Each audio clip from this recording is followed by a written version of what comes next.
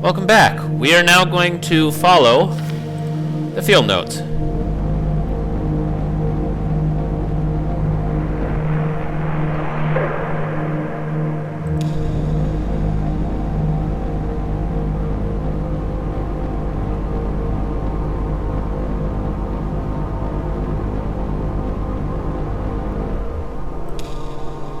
Perfect. Act 2, Scene 2.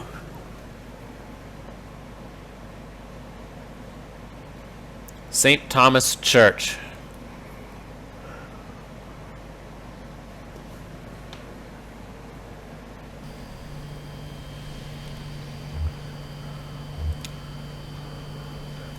Is that it? Over there? I don't see any congregation. Maybe it's after hours. Let's see what the janitor knows, I guess.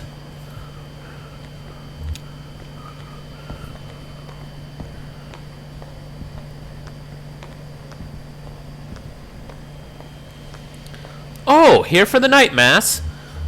Where's the congregation? I guess this must look pretty strange. A church without a congregation.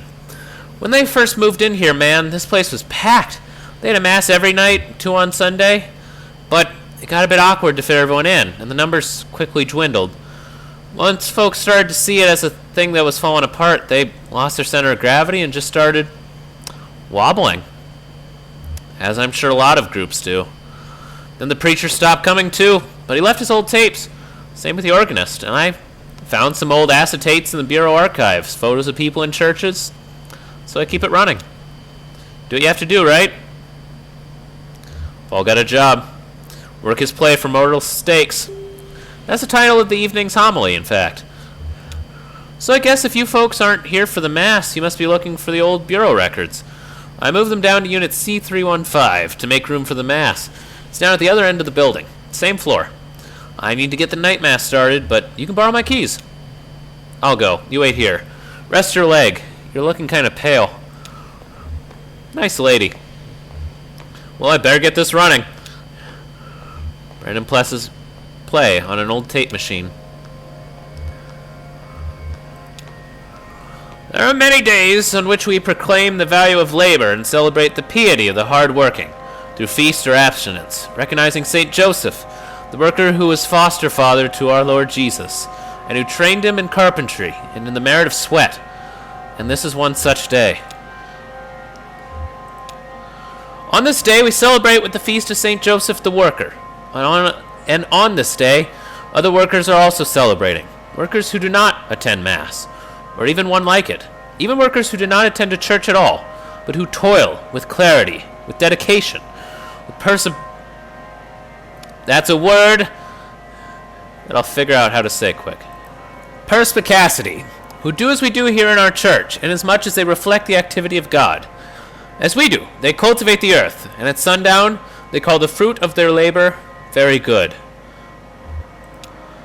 Beyond the church, this day is celebrated in remembrance of a violent protest in Chicago, and to honor the 4 martyrs who were unjustly persecuted in its wake, having not only pursued their vocation in their daily labor, but also having pursued their avocation in the form of protest, activism, community building, radicalization, scholarship, and finally, martyrdom. There, and our avocation being, as it should be for all of us, as members of the church or otherwise, to secure for our fellow workers the right to labor with dignity. So, just as there is no dignity without sacrifice, there's no vocation without avocation. Just as the left eye perceives that which is to the left, and the right eye perceives that which is to the right, these images are summed, differentiated, and incorporated. We find in our mind's eye an after-image, a divine light, only where love and need are one, and the work is play for mortal stakes.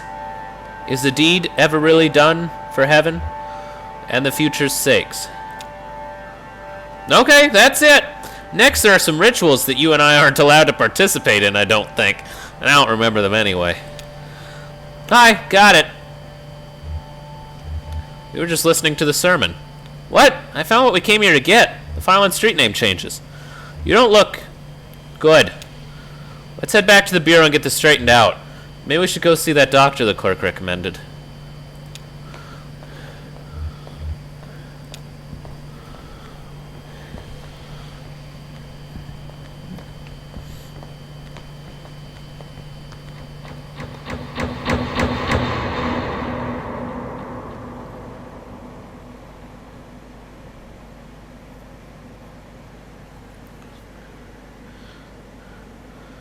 Jesus, are you alright? What the hell? Oh, that was me going, like, knocking myself out. My leg is stuck. Shit. Okay, gonna pull you out. We have to get you out of here. There you go. Okay, are you hurt? Can you put any weight on that leg? It's all messed up. Here, let's get you onto the tram. There you go. Now let's see if this thing has power. Hey, old man, look at me. Can you hear me? What happened? I don't know. He collapsed. I think he blacked out. He was mumbling about the old mine for a minute. The old mine where we met. I think I need to see that doctor. Yes, you do. She hands Brandon the doctor's card. How do we get to this address from here? I don't know. It's pretty tricky going back and forth between, here and there. The bureau is the only way I know. Some of those folks do it all the time. Commuters. Just go back the way you came, find the crystal, then turn around.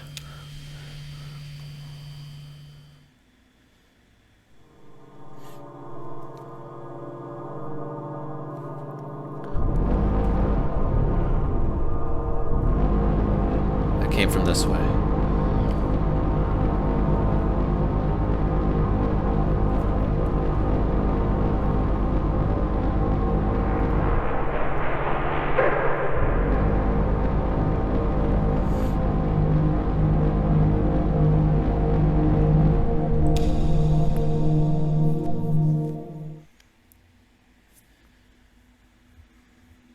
Act 2, Scene 3.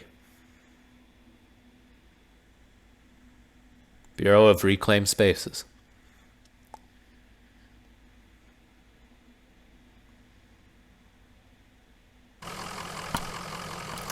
Okay, cool. We are close to dying.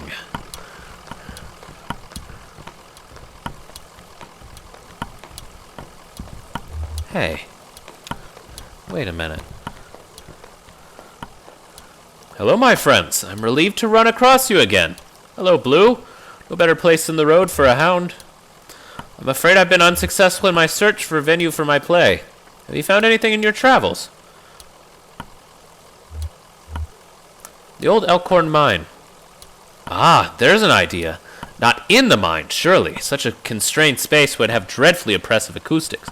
But at the surface of the mine, just before sunrise, the resonances and reverberations of an old mining tipple. It's tragic even to think. Yes, the psychoacoustics of the space are of prime concern. So, you think it'll work? Yes, I think the exterior of the mine will do wonderfully. Truly, I expect. A tragic vision. You've been immeasurably helpful. If you have time later this evening, I'd love to go over my production notes with you. Just meet me there in a few hours if you like. Many thanks. Hey. Need some help. Back so soon. Can we talk to Clerk Lulu Chamberlain again? I'm afraid she left. In a big hurry, actually. Something happened with your meeting? She seemed pretty interested in the gas station attendant. I don't know who that is, but she did seem distressed. Well, heading back to the interstate. I can process you whenever you're ready to go back. Just let me know.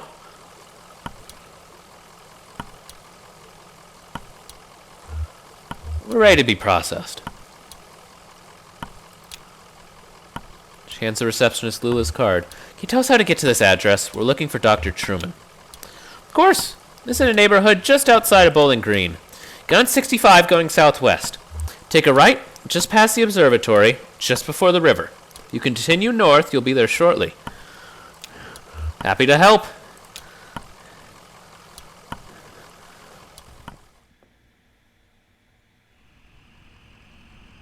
Oh, that's true. Actually, I wonder if there are any extra locations around here.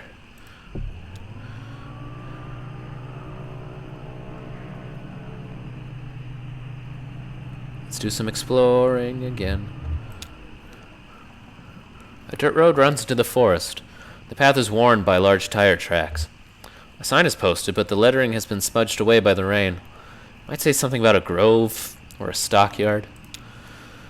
It's North Drive. The truck's headlights briefly glimmer on unknown surfaces between the trees. Ahead, the path widens to the right. Conway and Shannon pull up to a small hill with a view onto a clearing. Dozens of corroded pickup trucks, some broken into pieces by years of seasonal heating and cooling, clog the forest floor.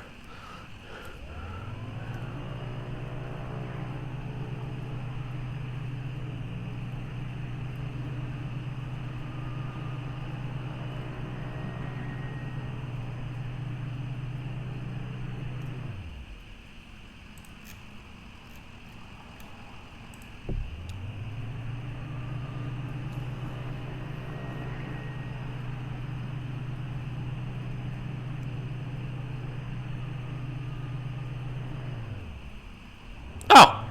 Sweet! What's this?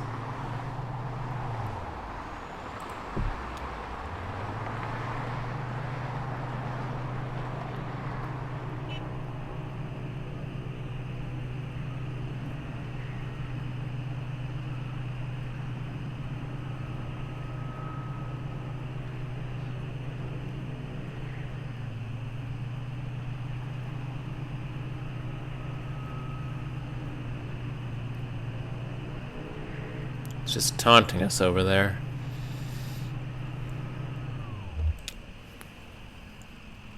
Line of cars extends down the road in a late-night traffic jam. Conway and Shannon can faintly see and hear some construction on the road ahead. Most of the drivers in line are reading magazines or lightly dozing.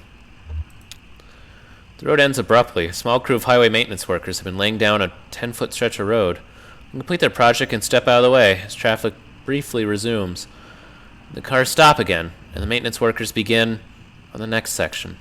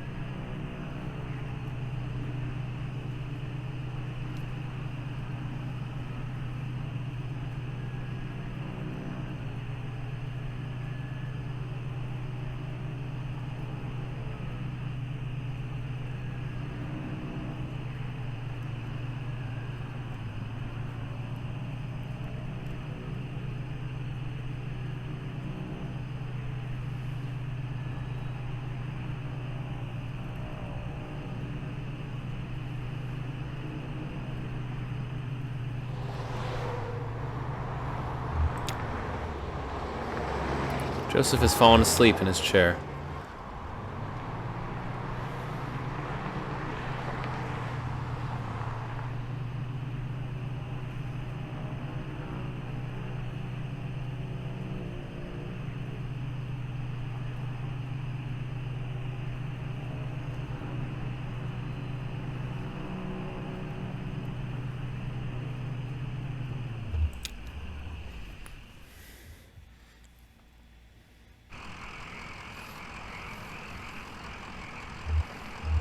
I came out here on a date once.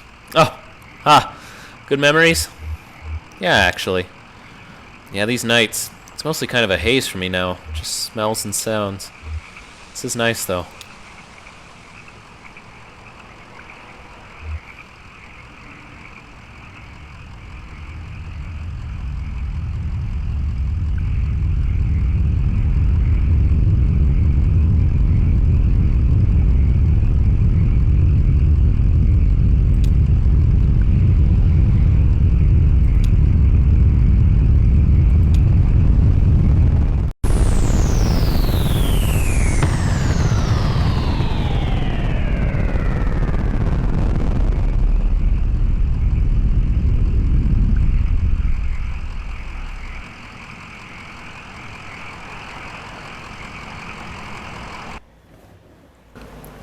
Sorry, I forgot to wait for the meteor the first time around, but I caught it.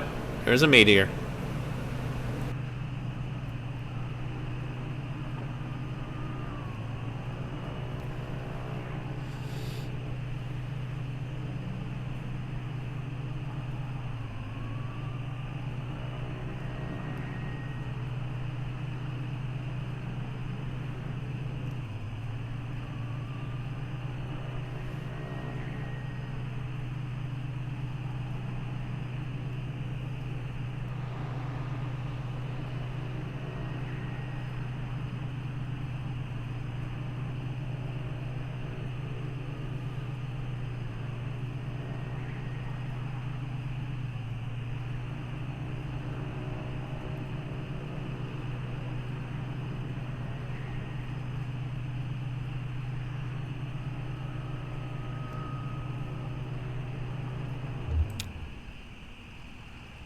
Wind howls around the mine entrance.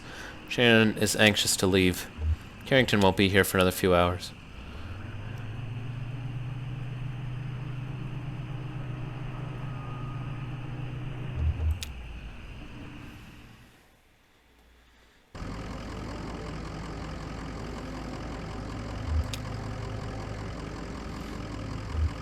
Been a while, eh? Spent a lot of time in places like this. Too much time.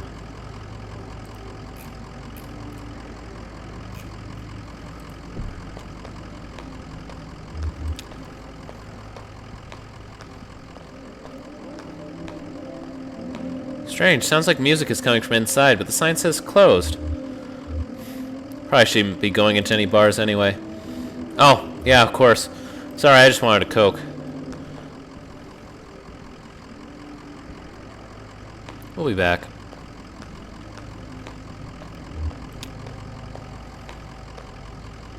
It's time to go.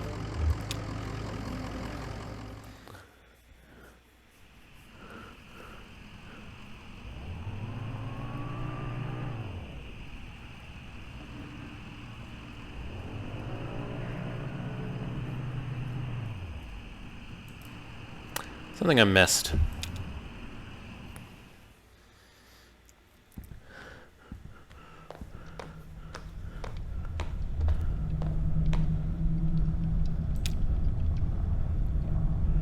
I never heard of a bird so heavy or hot as that. No, I don't think you're right about that one.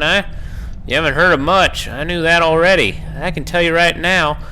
You don't tell him a thing. If it was a bird, how'd it burn up like that? My father-in-law.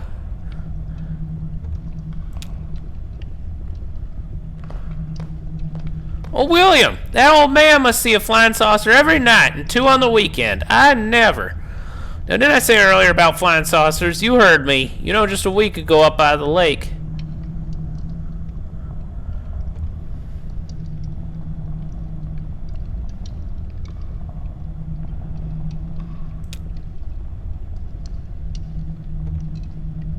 Oh, they are ready to leave.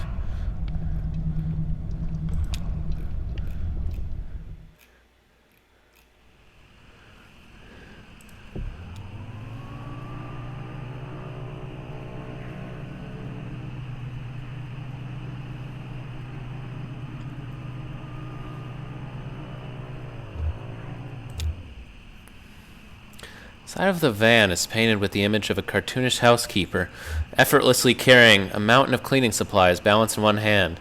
The words painted below the image are too faded to read. Peering through the dusty window, Conway and Shannon can barely make out several piles of paper stacked in the back of the van. Some are piled on boxes, some loose. All of it is sheet music.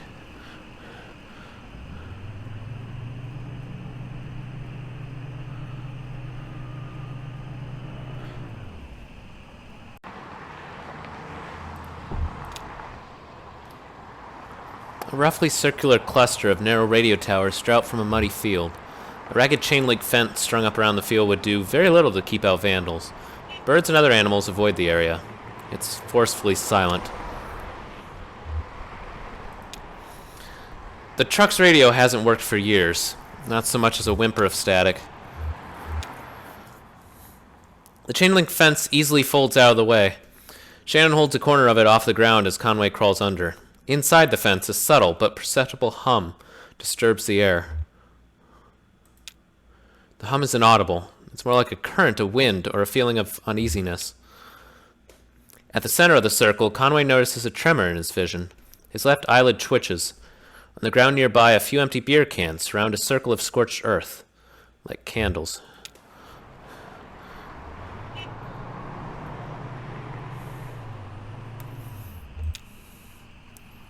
The farmhouse is silent and empty. The barn is still gone. So is the cave. A few horses graze in the empty field.